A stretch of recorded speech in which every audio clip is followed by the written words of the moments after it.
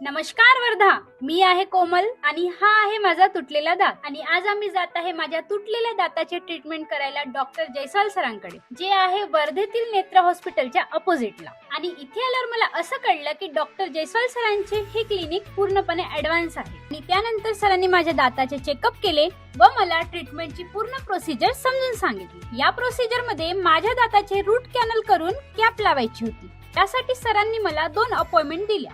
पहिल्या अपॉइंटमेंट मध्ये सरांनी माझ्या दाताचे रूट कॅनल केले आणि इंट्राओरल 3D स्कॅनरने माझ्या दाताचे पूर्णपणे माप घेतले. आणि दुसऱ्या अपॉइंटमेंट मध्ये सरांनी माझ्या दाताला कॅप लावून दिली.